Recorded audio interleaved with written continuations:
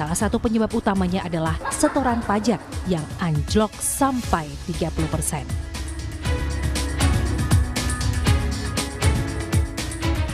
Rinciannya, kalau Februari tahun lalu menyundul 269 triliun rupiah, periode yang sama tahun ini hanya 187,8 triliun rupiah. Menteri Keuangan Sri Mulyani bilang, APBN memang sudah didesain defisit.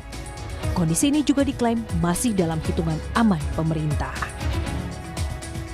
Untuk posisi akhir Februari atau ini sebesar 0,13 dari PDB. Saya ingatkan kembali kolom sebelahnya, APBN didesain dengan defisit 616,2 triliun. Jadi ini defisit 0,13% tentu masih di dalam target desain APBN sebesar 2,53% dari PDB, yaitu 616,2 triliun rupiah.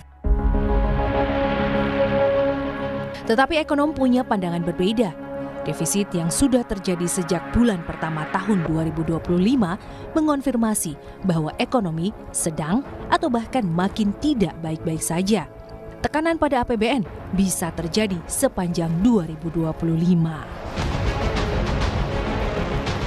Meskipun terjadi surplus dalam keseimbangan primer, tetapi terjadi defisit dari APBN, ini masih menunjukkan bahwa terjadi resiko dari APBN yang perlu diperhatikan sepanjang 2025.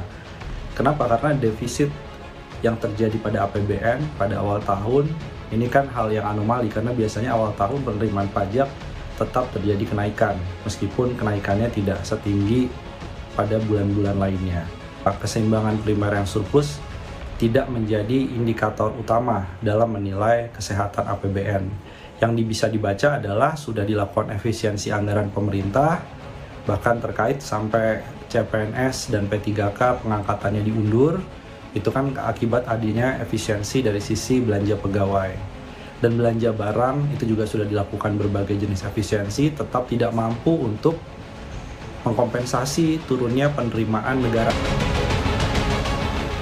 Mengacu tahun 2024, saat ekonomi tumbuh di atas 5%, konsumsi rumah tangga justru tumbuh